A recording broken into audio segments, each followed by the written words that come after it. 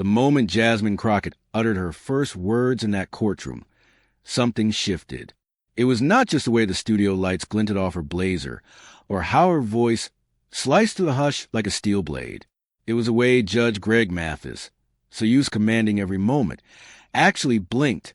The crowd had come expecting the usual, a young politician grilled into submission by television's most respected voice of justice. But what they got was something else entirely. Jasmine had not walked into a trap. She had walked into her own courtroom, one built out of every courtroom she had ever conquered before. And Judge Mathis? He just did not know it yet. If you want to hear the full truth, make sure to hit that subscribe button. From the second Judge Mathis leaned in and questioned her commitment to justice, accusing her of hiding behind polished words and unfulfilled promises, the energy changed. He had done this 1,000 times before: disarm, confront, dismantle.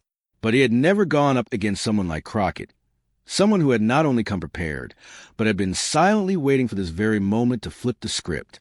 Her answer was not defensive. It was offensive, deliberate, surgical, and devastating. "Before you question my record," she said calmly, "maybe we should talk about yours." The audience gasped, but Jasmine stayed completely still, her face unreadable. That is when everyone realized she was not just a guest. She was a storm. Greg Mathis, the television judge turned political commentator, had spent years building his reputation on being unflinching, unbothered, and completely in control. He had mentored millions through the screen, dressed in his iconic robes, dishing out stern lectures on integrity, responsibility, and consequence. But that day, in that chair, under those same lights, the words he had always relied on suddenly fell heavy, outdated, hollow. He had assumed this would be another episode. He would grill her, she would stammer, and he would close with a dramatic soundbite. Instead, Jasmine flipped the gavel in her favor, without ever needing to raise her voice. It was not just what she said, it was how. When he accused her of being more concerned with Twitter than real policy, she did not take the bait. She smiled, not the kind of smile meant to charm the audience, but the kind of smile that said, "I brought files." And from her briefcase came the receipts, contracts, emails, timelines. She spoke with the cadence of someone who had practiced not just the facts, but the art of timing.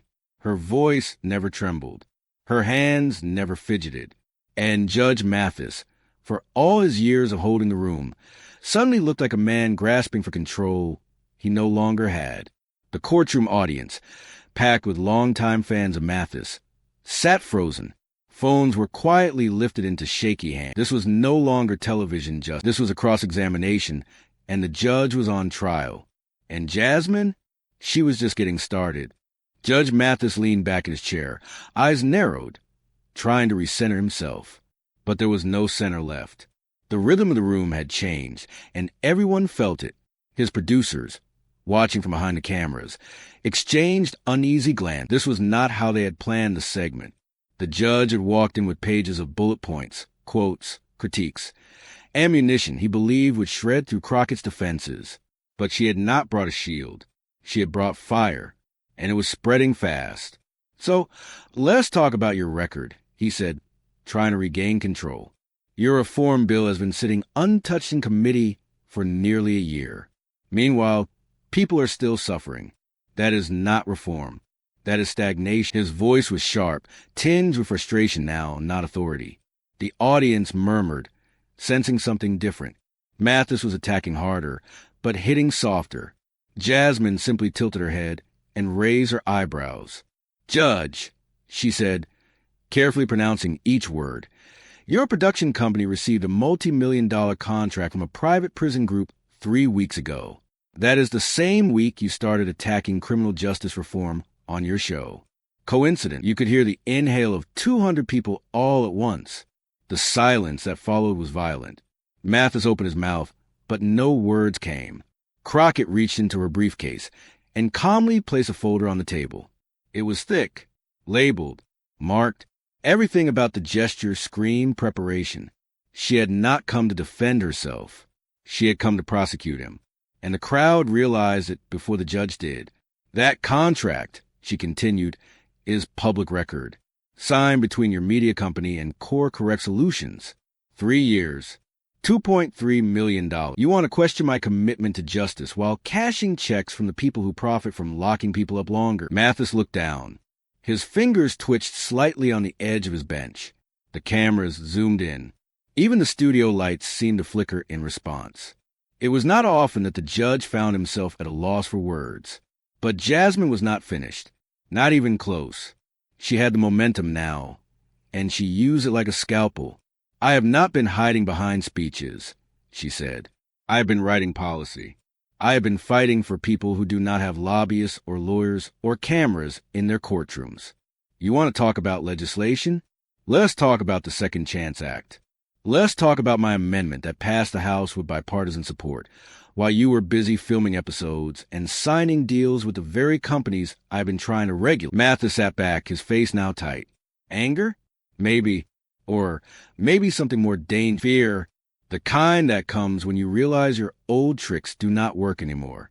Crockett leaned forward slightly, her tone never rising. You thought you were going to put me on trial. But I came here to show this country exactly how deep the rock goes. And you, Judge Mathis, are part of it. There was a long, uneasy pause as Judge Mathis processed the words.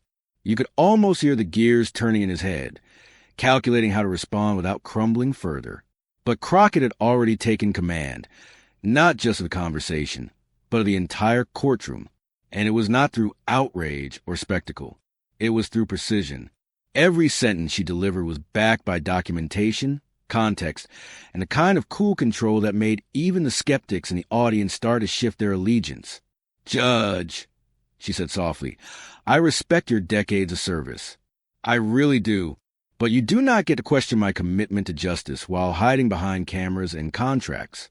Because while you were out here collecting checks and opinions, I was in real courtrooms, fighting real battles. She stood up, not with drama, not with flourish. Just the kind of natural authority that came from knowing the facts would speak louder than any raised voice. She walked toward the bench, holding up a second document. This email, she said, showing it to the camera, was sent by the Vice President of Government Relations at Core Correct to your executive producer. It thanks you for helping shift the national conversation around criminal justice reform against reform. Your words, Judge, were not just commentary. They were strategy, paid for, calculated, and weaponized against people who look like you and me. Mathis's lips parted as if preparing a rebuttal, but he never got the chance. The courtroom was no longer his. It belonged to Crockett now, and the audience knew it. Even those who had once seen Mathis as a hero of justice now looked at him differently, not with anger, with disappointment. You know what hurts most? Jasmine asked, turning to face the spectators. It is not that he disagrees with my policy. That is fine. Debate is healthy. It is necessary, but it is the betrayal, the hypocrisy of preaching about justice while being funded by injustice. That is what cuts deep. She turned back to Mathis, now visibly tense behind his bench. You said, I am just another Twitter politician, but I have changed laws. I have reversed wrongful convictions. I have stopped families from being torn apart by corrupt systems. All while people like you try to convince the public that our work is nothing but noise. Mathis shifted in his chair.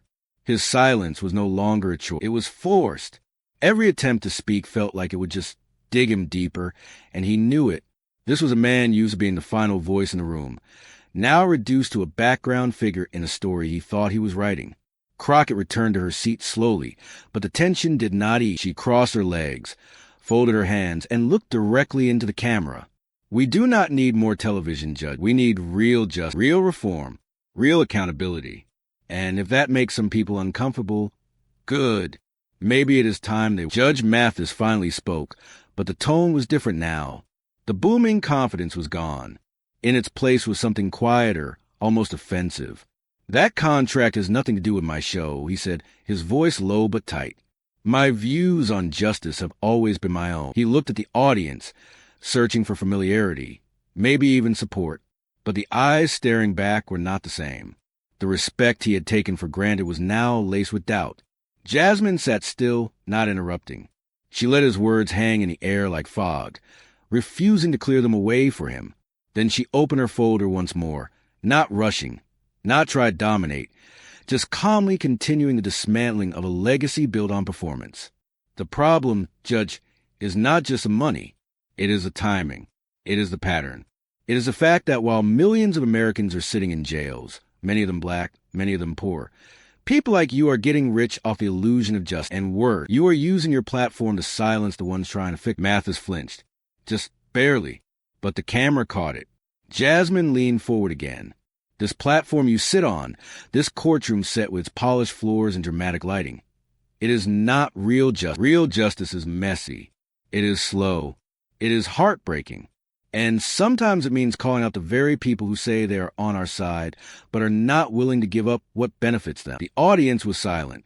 Even the producers backstage had stopped moving. What they were witnessing was not just a takedown. It was a transformation. Jasmine Crockett was not just surviving the ambush. She was rewriting the rules of the courtroom. And Judge Mathis, for all his years of wisdom and media mastery, had not prepared for this.